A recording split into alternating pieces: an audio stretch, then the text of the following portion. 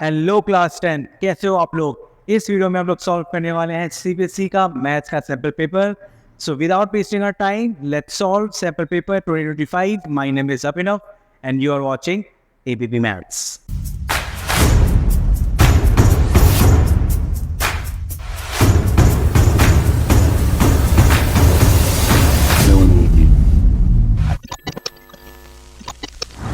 Let's see the first question. Okay, so first question में क्या पूछा है? The graph of a quadratic polynomial px passes through the points। So एक graph है और वो ग्राफ पॉइंट 6 -6, 0 0, -30 4, -20 एंड 6, 0। तो ये चार बेसिकली पॉइंट से पास होते हुए जा रहा है। Now the zeros of the polynomials are option A B C D. अच्छा, इफ यू रिमेंबर आप लोगों के एनसीईआरटी में ही दिया हुआ है कि जो फर्स्ट क्वेश्चन है, अगर मान लो ये ग्राफ ऐसे पास हो रहा है तो मैं पूछूंगा कि इसमें कितने जीरोज हैं। आप बोलोगे कि सर ये जो ग्राफ है जिसने एक्स एक्सेस को 1 2 3 एंड 4 पॉइंट पे इंटरसेक्ट किया है, दैट मीन्स इससे कितने जीरोज होंगे? 4 जीरोज। तो बिल्कुल एग्जैक्टली वही कंसेप्ट लगाना है। तो ये 4 पॉइंट्स एक्स एक्सेस को कहाँ पे इंटरसेक्ट कर रहा है? अच्छा, ये कैसे पता चलेगा? बहुत ऑब्वियस सी बात है, अगर कोई भी पॉइंट एक्स एक्सिस पे है दैट मीन्स उसकी जो वैल्यू है y की वो क्या हो जाएगी? 0। तो ऐसे कौन कौन से कोऑर्डिनेट्स हैं जिनकी y की वैल्यू 0 है? -6, 0। ठीक है, ये वाला इसमें तो y है तो ये कंसीडर नहीं करेंगे, ये वाला कंसीडर नहीं करेंगे। 4, 0 इसमें भी y 0 नहीं है। सो जो दूसरा बचा वो है हमारा 6, 0। दैट मीन्स 2 पॉइंट्स मिले जो x एक्सेस पे इंटरसेक्ट करेंगे और उनकी x की वैल्यूज क्या आ गई? -6 and x is equals to 6। So जो दो वो सॉल्यूशंस हैं वो कौन से हो गए? 6 -6, 6, right? That means -6 and 6। This is the correct option, option D. चलिए सॉल्व करते हैं क्वेश्चन 2। नाउ क्वेश्चन 2 में क्या है? The value of k for which the system of equations 3x minus ky is equals to 7। So दो equations दिया है, equation 1, equation 2, और ये पूछा है k की वैल्यू और कंडीशन क्या दी है कि दोनों equations क्या है? इनकंसिस्टेंट। अच्छा, इनकंसिस्टेंट तब होता है, इफ यू रिमेंबर मैंने अपने पुराने लेक्चर्स में एक्सप्लेन किया है कि अगर दो स्ट्रेट लाइन है तो 3 कंडीशंस होती थी। पहला कंडीशन जिसमें दो लाइन एक दूसरे को इंटरसेक्ट करेगी, right? Second, if line is parallel, right, both the line is parallel. और थर्ड कंडीशन क्या होती है एवरीवन? जिसमें कि लाइन क्या होता है? एक दूसरे को कोइंसाइड करता है, राइट? तो इनकंसिस्टेंट कब होता है? जब सोल्यूशन नहीं होता है, राइट? सो इस केस में क्या होता है? Inconsistent, right? दैट मीन्स कि if two lines are parallel, like L1 and L2, दो लाइन क्या होती है? पैरेलल, तब क्या होगा? इनकंसिस्टेंट। अगर इंटरसेक्टिंग है या कोइंसिडेंट, उसमें इक्वेशंस कंसिस्टेंट होता है। और इनकंसिस्टेंट की कंडीशन होती है A1 upon A2 is equals to B1 upon B2 does not equals to C1 upon C2। Alright, अब इक्वेशन को हम लोग लिख लेंगे। इक्वेशन क्या है? We will write 3x minus ky is equals to 7 and 6x plus 10y is equals to 3. Now, if you compare A1 upon A2, so x का coefficient यहाँ पे क्या है? फर्स्ट इक्वेशन में 3 upon x का coefficient is 6 is equals to B1. y का coefficient B होता है, B1 is minus k divided by B2 which is plus का 10 अपॉन 10। दैट्स इट, बस क्रॉस मल्टीप्लाई करना है। 3 1 जा 3, 3 2 जा 6, 10 ऊपर चला जाएगा। So minus k is equals to 10 into 1 is 10 divide by 2, ये हो गया 5। So minus k is equals to 5 and k is equals to -5। So the answer is -5, option B. Alright, बस यही आपको याद रखना था। ये जो इनकंसिस्टेंट है, इनकंसिस्टेंट के केस में a1 upon a2 is equals to b1 upon b2 does not equals to c1 upon c2। और कंसिस्टेंट के केस में क्या होगा, intersecting and coincide the lines, right? Coincident the lines. Now, next question. Next question क्या है? Question number 3. Which of the following statement is not true? अच्छा, true जो होगा वो हमारा सही आंसर नहीं है, क्योंकि क्वेश्चन क्या बोला है इसमें, not true, not true. Alright, first statement क्या है? A number of second, इसमें हटा दें तो आप कंफ्यूज हो जाओगे। A number of seconds can be drawn at any point on the circles. So let's suppose अगर मैंने ये सर्कल ड्रॉ किया है, अब इस सर्कल में सेकेंड आप किसी भी एक पॉइंट पे कितने सेकेंड ड्रॉ कर सकते हो, बहुत सारे, करेक्ट? यस, तो ये ट्रू है, लेकिन इन्होंने क्वेश्चन क्या पूछा है, नॉट ट्रू, तो ये ऑप्शन सही नहीं होगा। Only one tangent can be drawn at any point on a circle. किसी भी सर्कल पे आप एक ही टेंजेंट ड्रॉ कर सकते हो, राइट? ट्रू, बिल्कुल सही है, तो ये भी नहीं होगा, क्योंकि हमें वो स्टेटमेंट ढूंढना है जो सही नहीं है। Third, a cord is a line segment joining 2 points on the circle. Obviously point P है, एक पॉइंट Q है ऑन द सर्कल, दोनों सर्कल के ऊपर है और उन दोनों को क्या किया हमने, ज्वाइन किया, तो यही हमारा क्या हो गया, कॉर्ड। यही कॉर्ड की डेफिनेशन भी होती है, तो बिल्कुल सही स्टेटमेंट है, लेकिन we will not consider this option, क्योंकि हमें बताना क्या है, नॉट ट्रू, ठीक है। नाउ थर्ड ऑटोमेटिकली सही है, बट पहले चेक करते हैं कि दिया क्या है।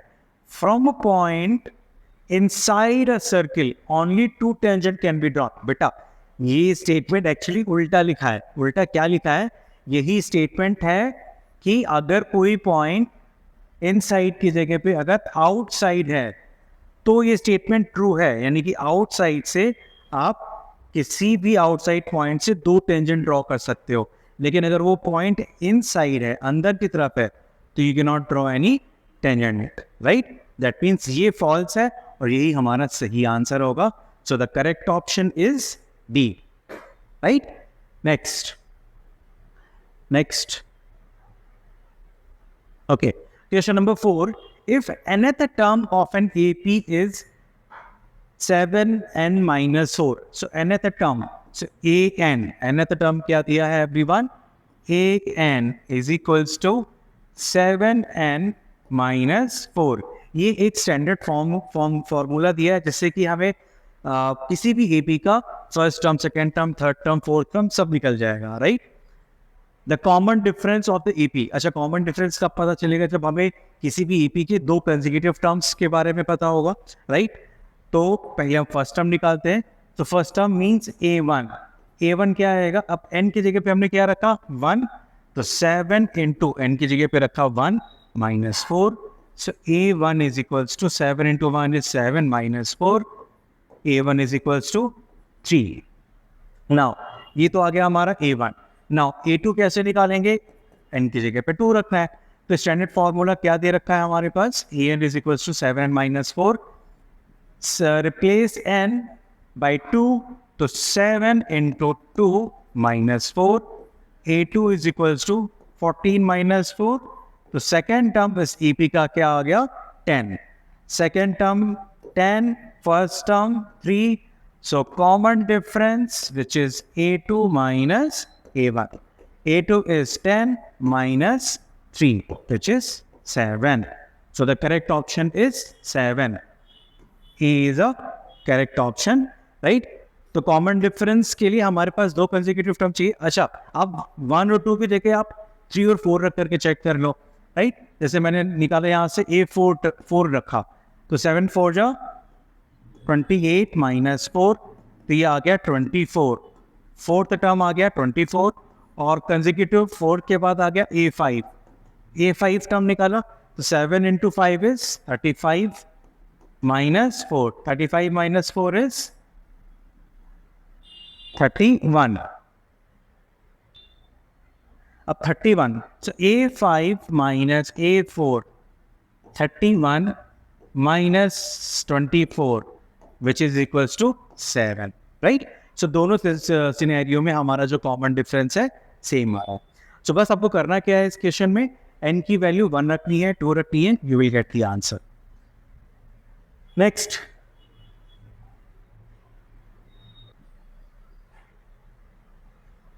क्वेश्चन नंबर 5 में क्या दिया है? The radius of the base of a right circular cone and the radius of sphere. तो दो अलग अलग डिफरेंट शेप है, तो ड्रॉ कर लेते हैं. एक दिया हुआ है कोन, ओके, और एक दिया हुआ है स्फीयर. ऑलराइट, नाउ सो इस स्फीयर का जो रेडियस दिया है और इसका जो रेडियस है, दोनों का रेडियस r कितना दिया हुआ है? 5 सेंटीमीटर है. Correct, correct. इसका भी रेडियस कितना दिया हुआ है? 5 सेंटीमीटर. और क्या दिया है? If the volume of the cone is equal to the volume of the sphere.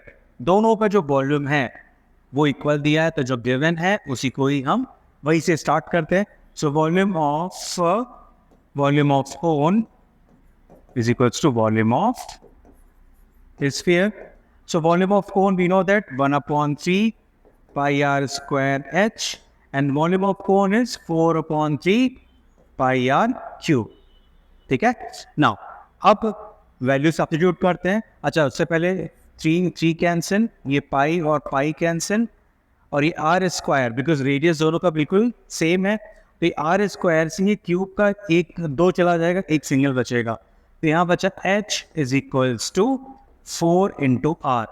So h is equals to 4 into r is 5. So h is equals to 20. Height कितना आ गया कोन का? 20. क्वेश्चन क्या पूछा था? Height of the cone is 20. So the correct option is 20.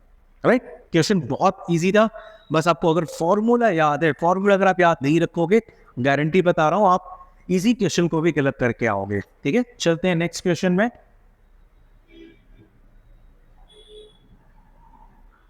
Okay, question में क्या दिया है?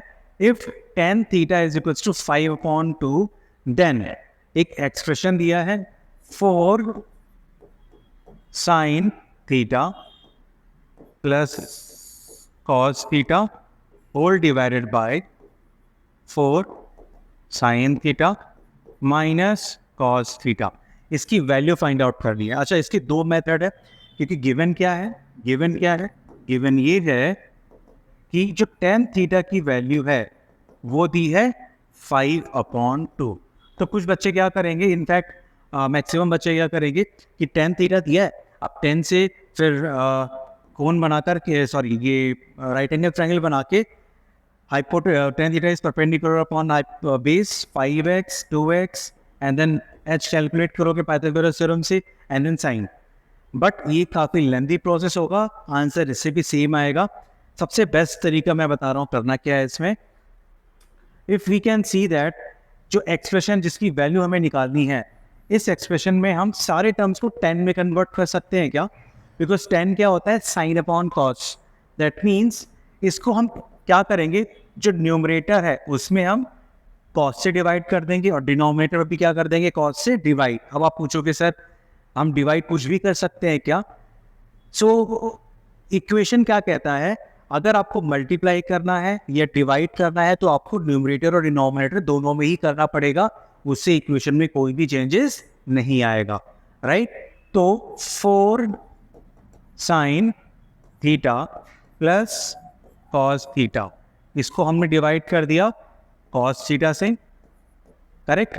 Divide by 4 sine theta minus cos theta, इसको भी हमने किससे डिवाइड कर दिया? कॉस थीटा से. क्यों? बिकॉज ये कॉस थीटा और कॉस थीटा क्या हो जाएगा? Cancel out. इक्वेशन सेम, कोई चेंजेस नहीं आएगा. लेकिन इससे क्या होगा, हमारा एक्सप्रेशन देखो कैसे कन्वर्ट हो गया. Now this will divide with this, तो ये 4 साइन अपॉन कॉस बन जाएगा tan theta plus cos upon cos cancel होके आ गया 1 upon same sine upon cos बन जाएगा 4 tan theta minus cos upon cos will be 1. Now we know that 4 tan theta की वैल्यू क्या है? 5/2.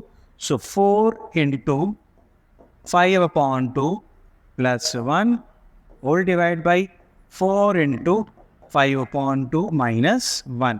क्या किया हमने यहाँ पे? tan थीटा की वैल्यू 5/2 सब्स्टिट्यूट कर दिया. नाउ 2 से ये 4 कैंसिल, 2 आ गया, 2 से ये 4 कैंसिल, 2 आ गया. Now 2 into 5 is 10 plus 1 upon 5 to जा 10 minus 1. 10 plus 1 is 11 upon 9. So 11 upon 9, correct. Option A. Option A is a correct. Okay. So अगर आप लोग अभी लाइव देख रहे हो तो आपको करना क्या है, वीडियो को पॉज करो. ये तो मैंने मेथड बताया, आप अगर इसको उस मेथड से करो जहाँ पे आप साइन और कॉस की वैल्यू निकालोगे एंड देन चेक क्या आंसर सेम आता है. ऑफकोर्स सेम आएगा, बट आप लोग कर लो, प्रैक्टिस ही हो जाएगा आप लोगों का.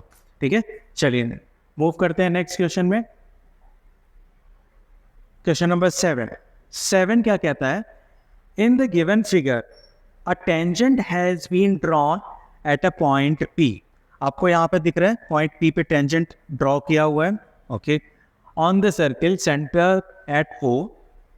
इफ एंगल TPQ, TPQ आपको दिख रहा है, ये TPQ कितना है 110. Then angle POQ is equal to, तो POQ ये वाले एंगल के बारे में इन्होंने पूछा है. अगर आप ध्यान से देखो, वी नो दैट कि किसी भी टेंजेंट में जो रेडियस होता है वो कितने डिग्री का एंगल बनाता है, 90 डिग्री. तो ये इतना तो हमारा हो गया 90 degree. Correct, let me change the pen. Correct, ये हो गया हमारा 90 डिग्री. और बाकी जो ये वाला पोर्शन बचा, ये वाला, करेक्ट, ये कितना बचेगा? Total TPQ is 110. तो ये पूरा 110 है. ये पूरा कितना है? 110. उसमें से 90 माइनस करेंगे तो ये एंगल आ जाएगा छोटा वाला. तो छोटा वाला एंगल कितना आ जाएगा? 110. So angle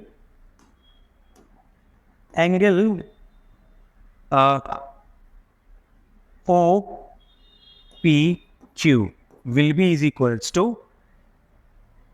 TPQ, angle TPQ minus angle TPO. Yes or no everyone? OPQ ये वाला में एंगल निकालना है. ये वाला एंगल, करेक्ट. ये वाला एंगल क्या आएगा? अगर मैं TPQ, पूरा TPQ में से 90 माइनस कर दो तो 110 minus 90 which is 20 degree. Alright, तो ये हमारा आ गया 20 डिग्री. ओके, नाउ अब दूसरी चीज, अब ध्यान से देखो, ये आ गया हमारा 20 डिग्री, ये छोटा वाला आ गया हमारा 20 degree. Now we know that ये भी रेडियस और ये भी रेडियस. तो अगर मैं इस एंगल को, ट्रायंगल को ड्रॉ करूं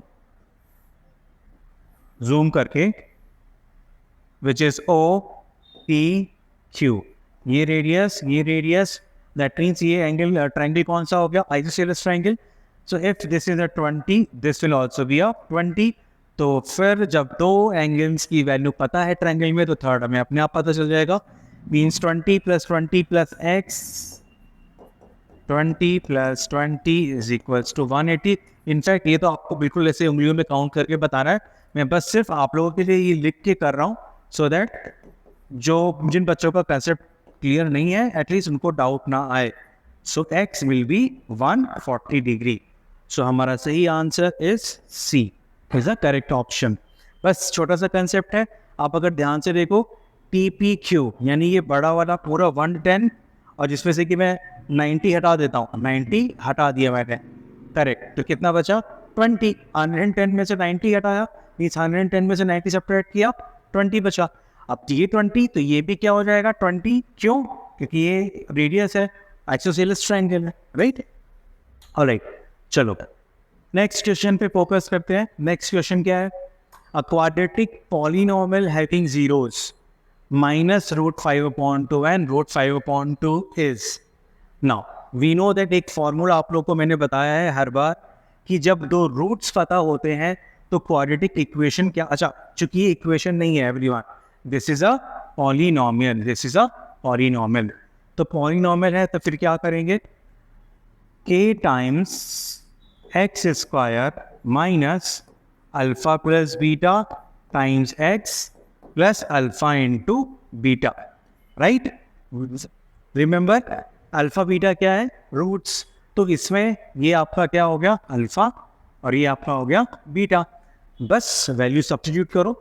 चलो आंसर निकालते हैं. k times x square minus alpha plus beta, एक है minus root 5/2 plus root 5/2 times x plus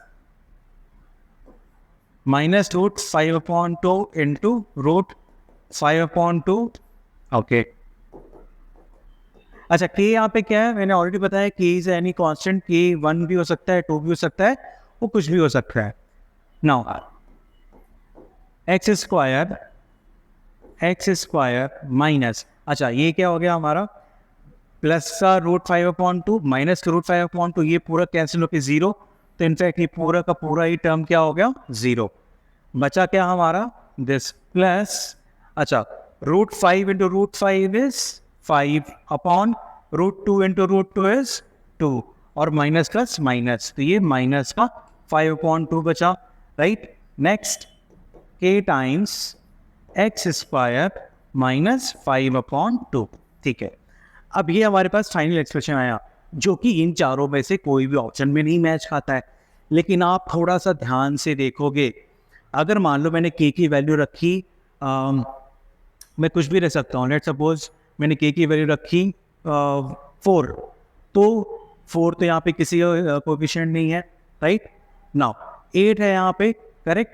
तो अगर मैंने के की वैल्यू 8 रखी, 8 into x square minus 5/2, so 8 into x square is 8x square minus 8 into 5/2, 2 से गया 4, 5 4 जा 20, 8x square minus 20, तो ये आ गया हमारा 8x square minus 20. Option B is a correct option, right. क्योंकि कैसा है ना, इक्वेशंस में ये आपको करना पड़ेगा, ये आपको रखना पड़ेगा, वैल्यूज खुद से एनालाइज करना पड़ेगा कि जब आपको दिख रहा है कि एक्सप्रेशन नहीं आया है चारों में से, मेथड सही है, दैट मीन्स अगर हम के की वैल्यू 1 रखेंगे, 2 रखेंगे, because we know that fraction में कोई भी एक्सप्रेशन में नहीं है, इसमें भी फ्रैक्शन में नहीं है, इसमें भी नहीं है, इसमें भी नहीं है, इसमें भी नहीं है. अब जब फ्रैक्शन में नहीं है, दैट मीन्स ये 2 हटाना है, तो अगर 2 का मल्टीप्लाई करोगे, के जगह पे 2 रखा तो 2x स्क्वायर माइनस 5, अभी भी नहीं है. अब 4 रखा तो 4x स्क्वायर माइनस 10, बट यहाँ पे एक्स स्क्वायर का कोफिशिएंट क्या है 8, तो एक्स स्क्वायर के कोफिशिएंट को 8 बनाने के लिए किससे मल्टीप्लाई करेंगे, 8 से मल्टीप्लाई करेंगे, correct. Alright, next, so correct option is B is a correct option. Okay, consider the frequency distribution of 45 observation. Class interval दिया हुआ है 10 to 10, that 0 to 10, 10 to 20, 20 to 30 and so on.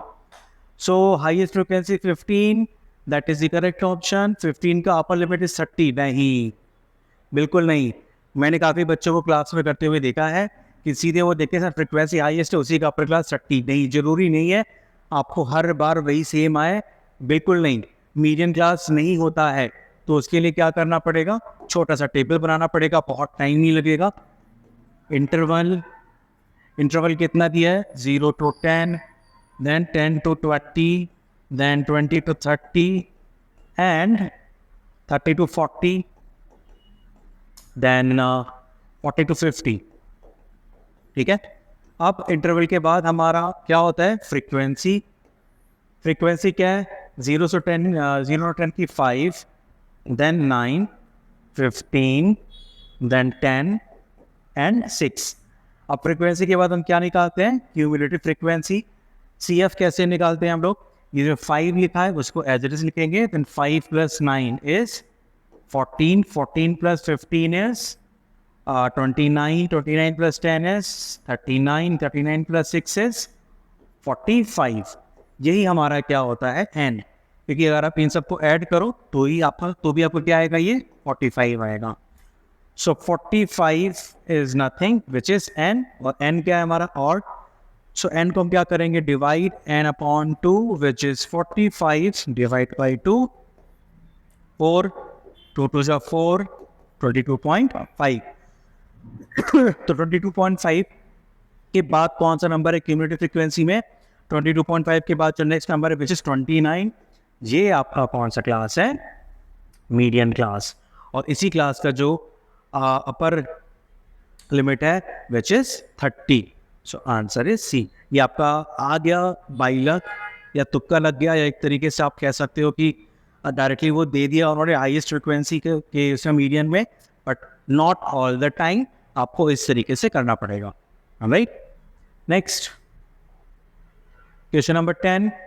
O is a point of intersection of two chords AB and CD. ठीक है. अच्छा, अब chord की बारी आई है. दो chords कौन से हैं इसमें?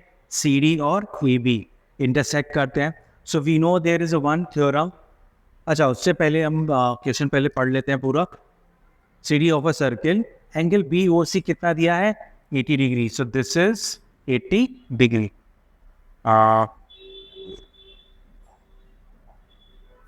So this is 80 degree. तो इसके अपोजिट वाला भी क्या होगा? 80 डिग्री. वर्टिकली अपोजिट एंगल है तो 80 डिग्री होगा. Now then OA equals to OD. OD और OA ये भी क्या है? इक्वल है आपस में. देन ODA एंड OBCR क्या होंगे? अच्छा, ये दोनों ट्रायंगल्स को पहले हमें चेक करना पड़ेगा क्या ये सिमिलर होंगे या फिर क्या ये आइसोसेलस होंगे या इक्विलेटरल. इक्विलेटरल का मतलब कि जो ट्रायंगल DOA है और जो दूसरा ट्रायंगल POC है, क्या तीनों इक्विलेटरल होंगे? So let's check. Process start करते हैं. मेथड क्या है इसका? वी नो दैट दो ट्रायंगल्स एक दूसरे को अगर इंटरसेक्ट करते हैं तो प्रॉपर्टी आपने पढ़ी है DO into OC is equals to BO into OA. Alright? DO into OC is equals to BO into OA. Right? Now, ये theorem दिया है आपको क्लास 9th में. If two diagonals intersect each other, तो उनका जो multiplication है BO into OC is equals to OB into OA. और क्वेश्चन में क्या given है? OA is equals to OD. अगर OA और OD इक्वल है, ये कट हो गए, तो यहाँ से OC इक्वल्स टू BO आ गया. दैट मीन्स ये जो OC है और BO है वो भी क्या है? दोनों आपस में इक्वल. और अगर इक्वल है दैट मीन्स कि ये क्या होंगे? Isosceles triangle. करेक्ट. ट्रायंगल कौन से होंगे? Isosceles triangle. क्योंकि इक्विलेटरल तो नहीं होंगे.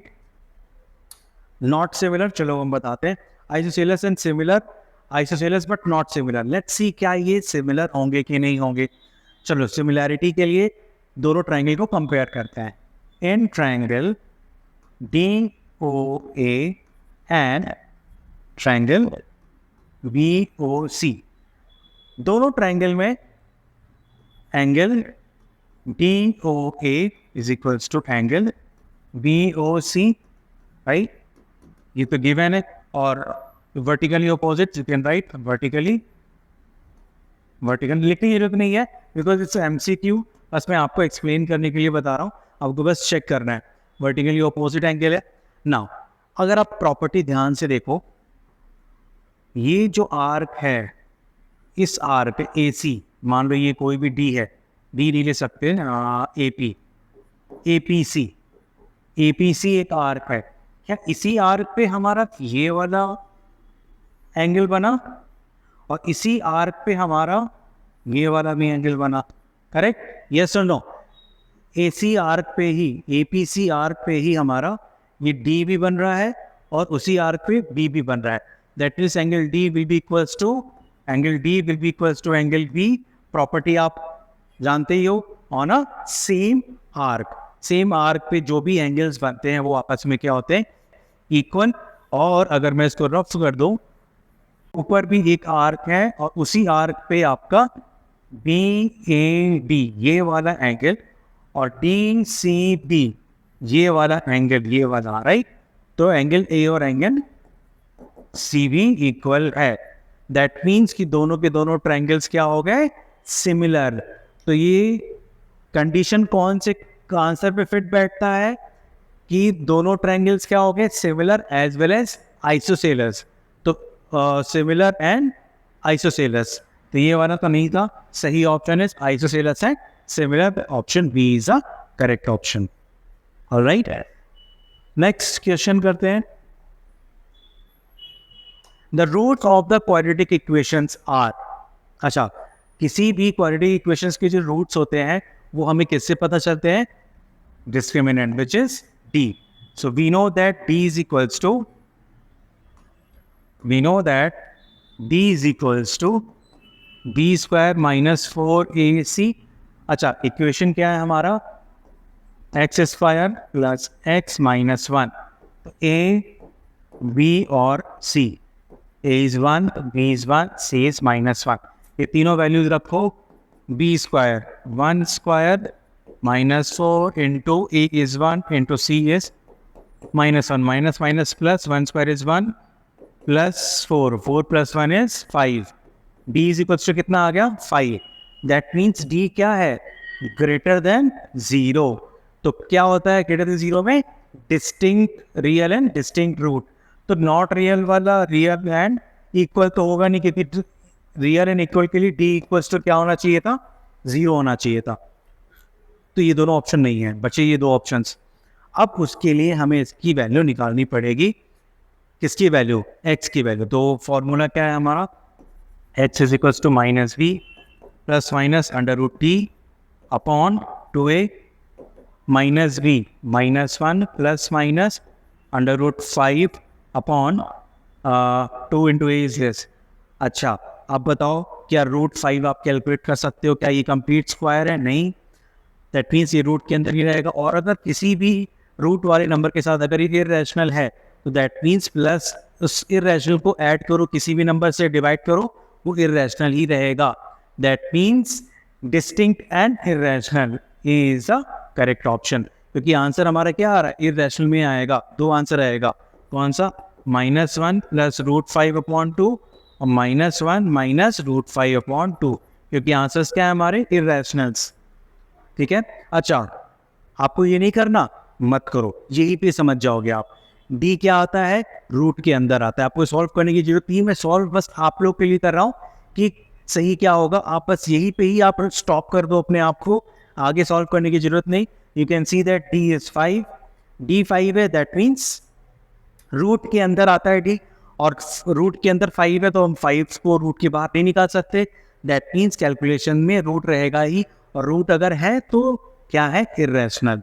तो इरेशनल पे डायरेक्टली हमने टिक लगा दिया. ठीक है. Next question. Question number 12. If theta is 30 degree, then the value of 3 tan theta is. हाँ, ये तो काफ़ी आसान है. 3 इंटू tan थीटा कितना दिया है? 30. और 3 इंटू tan 30 की वैल्यू क्या होती है everyone? 1 upon root 3. So 3 into 1 upon root 3, 3 upon root 3, 3 upon root 3. Directly answer दिया है. आई थिंक इसमें तो पेन चलाने की भी जरूरत नहीं थी. डायरेक्टली आपको 3 10 30 1 upon root 3, 3 to 1 upon root 3 3 root 3.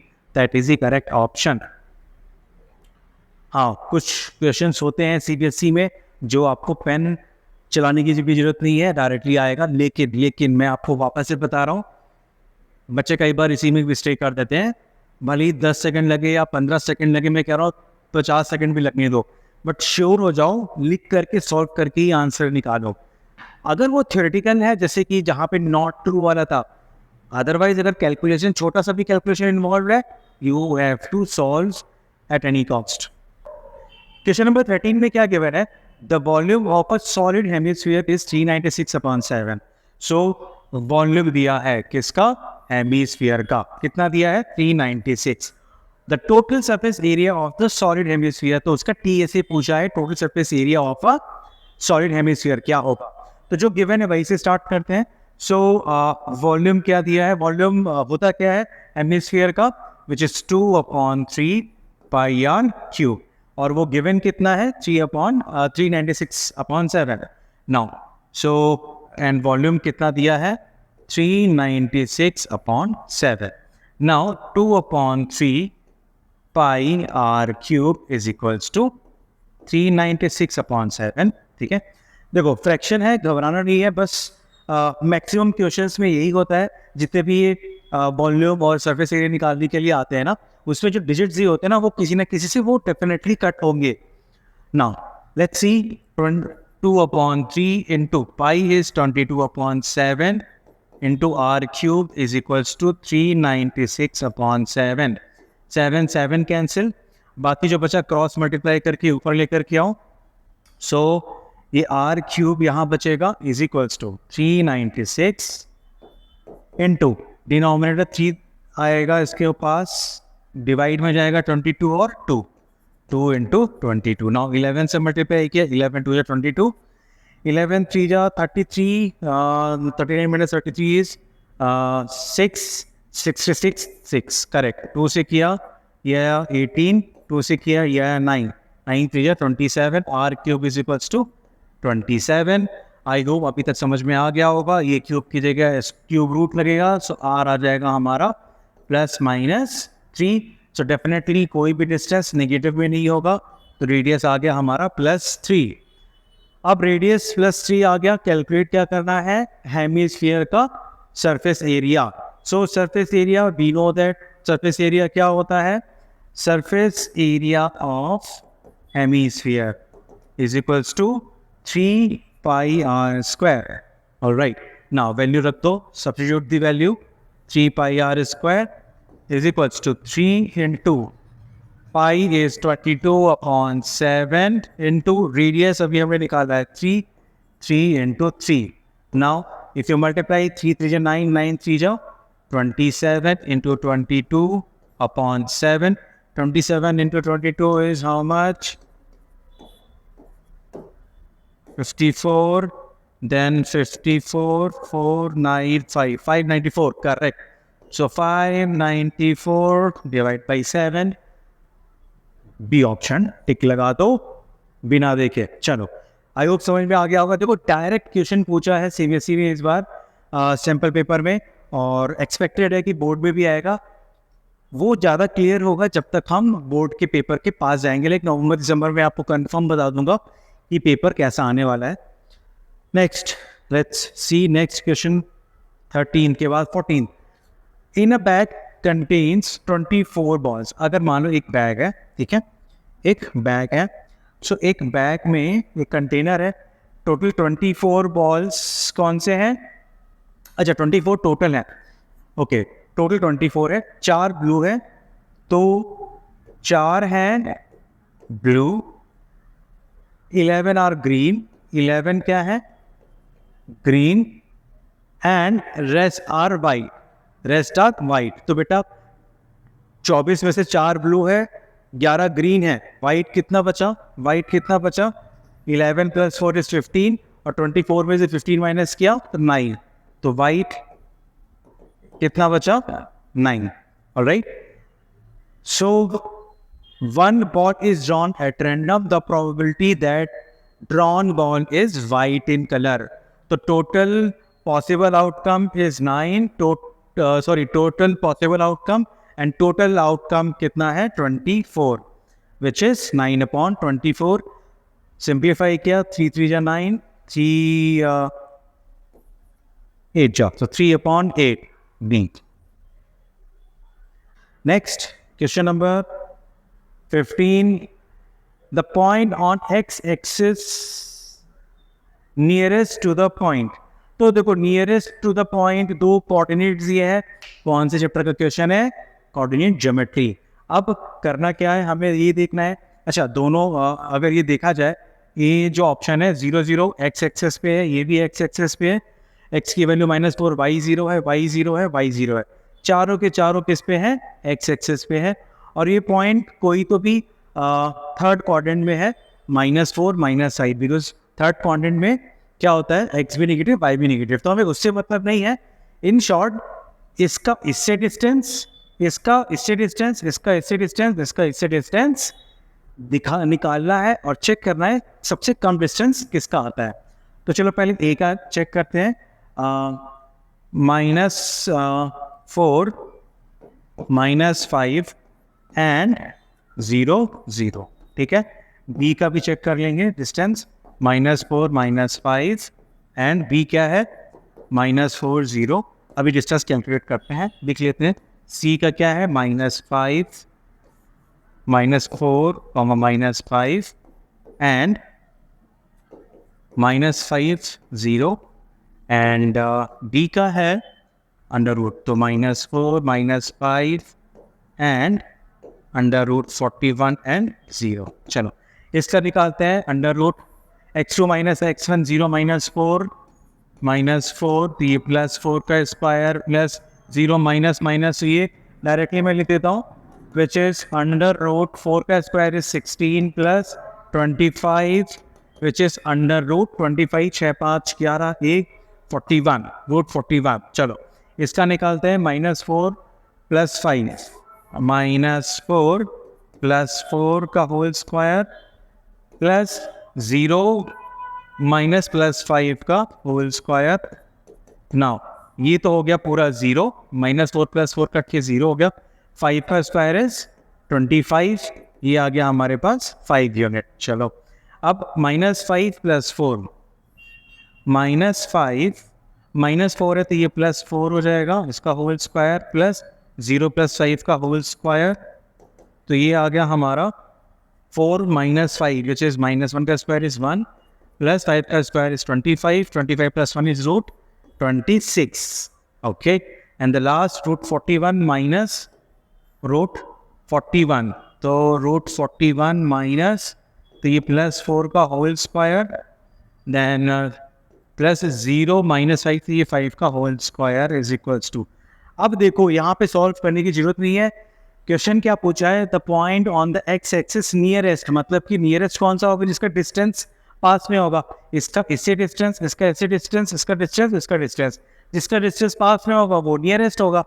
अब ये देखो रूट 41, बेसिकली रूट 41 क्या होगा, किसके नियरेस्ट में आएगा, निकालने की जरूरत नहीं है, 6 6 36 7 7 46 6 पॉइंट समथिंग में आएगा, 6.35 और समथिंग 6 पॉइंट समथिंग, राइट, तो 6 पॉइंट समथिंग 5। अच्छा ये बता 25 क्या होता है 5, तो 26 5 से बड़ा ही होगा, तो अभी इन तीनों में सबसे छोटा 5 है, तो ये दोनों को हटा दो, ठीक। अब क्या 5 से छोटा ये है, अब देखो रूट के अंदर 5 स्क्वायर है, मैं कहता हूँ इसको 1 मिनट के लिए छुपा लो, तो 5 का स्क्वायर क्या है 25, तो अब 25 5 आएगा, बट उसमें प्लस ऐड हो रहा है कि नहीं हो रहा है, इसमें ये 4 ऐड हो रहा है, तो रूट 41 का स्क्वायर रूट समथिंग कुछ आएगा, तो ये भी कुछ वैल्यू दे रहा है, दैट मीन्स इस ब्रैकेट की जो वैल्यू है वो भी 5 से बड़ी है, तो अभी तक सबसे छोटी आई है ये, तो that means B is a correct option. Correct, निकालना नहीं है, कैलकुलेट करने की जरूरत नहीं है, एक अंदाजे में आपको लगाना है, अंदाजा मतलब वो ऑब्वियस वाला अंदाजा है, दिख रहा है 41 क्या है, 5 से तो छोटा ही होगा क्योंकि 6 पॉइंट समथिंग आएगा, तो ये सॉरी 5 से बड़ा होगा, तो ये नहीं होगा, ठीक है। उसके बाद 26 रूट 26 क्योंकि रूट 25 छोटा है, रूट 26 बड़ा होगा, तो ये भी नहीं होगा, ये ऑलरेडी 5 स्क्वायर 25 है, इसके बराबर दे दिया है, बाकी प्लस में ये भी तो वैल्यू आ रही है ना, मैं कह रहा हूँ 0.5 भी वैल्यू आई तो भी क्या हुआ, इससे बड़ा ही हो गया, तो ये छोटा हो गया सबसे, तो सबसे छोटा लेंथ ये हुआ distance, that means B is the nearest to this point, ठीक है। Alright, now next 16th, which of the following, ये तो डायरेक्ट है, कितनी बार मैंने क्लास में बताया है, ये याद रख लो, median, median is the answer, which of the following gives a middle most observation, which is median, median क्या है, मिडिल मोस्ट मीडियन ही देता है, राइट, ये तो आपके बुक में भी दिया हुआ है। नेक्स्ट 17th, ओके, क्वेश्चन क्या है, a point on x-axis divide the line segment joining the point। अच्छा एक a पॉइंट है, पॉइंट क्या दिया हुआ है 2, -3, और b पॉइंट क्या दिया हुआ है 5, 6, इन दोनों को हमने अगर ज्वाइन किया तो x एक्सिस क्या कर रहा है, इसको डिवाइड कर रहा है, ठीक है, x एक्सिस क्या कर रहा है, इस ज्वाइनिंग पॉइंट को डिवाइड कर रहा है 1:2 रेशियो में, ये 1 ये 2, ठीक है, तो जिसको हम बोलते हैं m:n, ये m1 m2 जो भी आप लोग लेते हो, राइट, ये x एक्सिस। नहीं नाउ अभी हमको इसके x, y ये कोऑर्डिनेट निकालना है, लेकिन रिमेंबर चूंकि ये x एक्सिस पे है, करेक्ट, अगर आप ध्यान से देखो, so a point on the x axis, अगर ये x एक्सिस पे है तो y 0 होगा, करेक्ट, y 0 होगा, तो कोऑर्डिनेट हमारा आंसर क्या आएगा x, y 0 होगा, तो ये तो सामने सामने समझ में आ रहा है कि नहीं होगा, राइट, ये भी y 0 होना चाहिए, नहीं होगा, तो इन दोनों में से कोई एक ऑप्शन है, या तो C या तो A। चलो 2 मिनट में कैलकुलेट करते हैं, एक्स कोऑर्डिनेट निकालते हैं। एक्स का फॉर्मूला आपको बताया था मैंने, x2 m plus x1 n upon m plus n। ठीक है, अब इसमें ये है मान लो x1 y1, ये है x2 y2। तो x2 क्या है इसमें 5 इंटू m हमारा क्या है 1 प्लस x1 क्या है हमारा इसमें 2 और n क्या है हमारा 2 divide by m plus n, 1 plus 2 is 3। Now so 5 बन जा 5 plus 4 upon 3, 5 plus 4 is 9 upon 3, 3 आया। तो x इज इक्वल्स टू क्या आ गया हमारा 3, कोऑर्डिनेट हमारा क्या था x, 0, तो क्या आ गया 3, 0। तो a नहीं है, फाइनली आंसर हमारा क्या आ गया C आ गया। बहुत इजी है, कंसेप्ट बस क्लियर होना चाहिए। देखो सीबीएसई ने बिल्कुल पूरी कोशिश की है कि जिन बच्चों को बेसिक कंसेप्ट नहीं क्लियर है ना, क्योंकि जब x एक्सिस डिवाइड कर रहा है और we know that x axis पे y की वैल्यू 0 होती है, तो ये चीज़ें अगर छोटी छोटी चीज़ें नहीं पता होगी ना, तो ये चीज़ इन टाइप के क्वेश्चन में फंसोगे। होने को निकाल भी लोगे पर टाइम ज़्यादा लगेगा, डायरेक्ट स्ट्रेटेजी नहीं पता होगी आपको। चलो नेक्स्ट क्वेश्चन।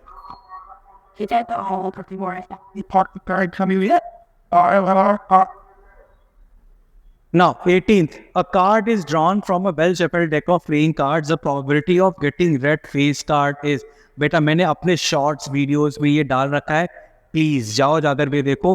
सेम यही क्वेश्चन डाला था क्वेश्चन पेपर आने से पहले, राइट, ये क्वेश्चन पेपर रिलीज होने से पहले मैंने सेम क्वेश्चन डाला है अपने शॉर्ट्स में, जाकर के आप लोग देख लो।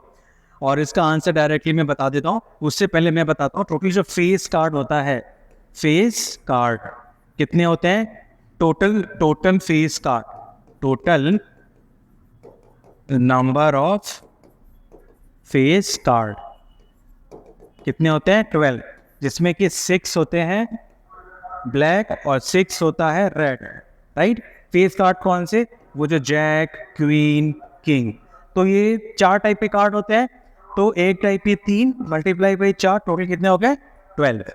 तो क्वेश्चन क्या पूछा था, probability of getting red face card is, red कितने हो गए 6, टोटल कितने होते हैं 52, सिंप्लीफाई किया 2 4 6, 3/26, correct, this is a correct option.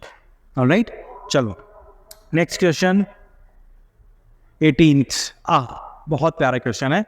Now इस टाइप के क्वेश्चंस में क्या होता है, एसर्शन दिया होता है और रीजन दिया होता है। तो क्या रीजन, उसका जो एसर्शन है उसी का रीजन दिया हुआ है नीचे, तो हमें चेक करना है 1 by 1। क्वेश्चन नंबर 19 क्या है, रीड।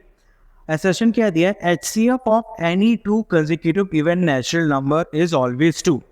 चलो अगर मैं बोलता हूँ कि HCF of any 2 consecutive number, जैसे मान लो मैंने बोल दिया 4 and 6, इनका HCF निकालते हैं। 4 इज इक्वल्स टू 2 into 2 और 6 का क्या होता है 2 into 3, तो कॉमन फैक्टर क्या आया हमारा 2 आया, करेक्ट। दैट मीन्स कि HCF of any 2 consecutive even natural number is always 2। ये ट्रू है, ये ट्रू है, ये सही है। Even natural number are divisible by 2, ये तो बच्चा उसका एक्सप्लेनेशन है ही नहीं। रीजन इज ट्रू कि भाई जितने भी इवन नेचुरल नंबर है ना, उनको हम 2 से डिवाइड कर सकते हैं। Means all even number are divided by 2 और divisible by 2, it's true. But ये रीजन इसका रीजन नहीं है, इस असर्शन का रीजन नहीं है। दैट मीन्स कि both assertion and reason are true and reason is not the correct explanation, correct. तो ये वाला सही ऑप्शन होगा बी। तो 19th का आपको आंसर क्या लगाना है, बी। 19th का आपका आंसर आएगा बी, ठीक है, 19th का आंसर आएगा बी। चलो क्यों, देखो ये भी ट्रू है, ये भी ट्रू है, लेकिन जो रीजन है वो असर्शन का एक्सप्लेनेशन नहीं है। क्वेश्चन नंबर 20, असर्शन दिया है if the radius of sector of a circle is reduce to its half and angle is double. चलो ये मैं बताता हूं आपको करके।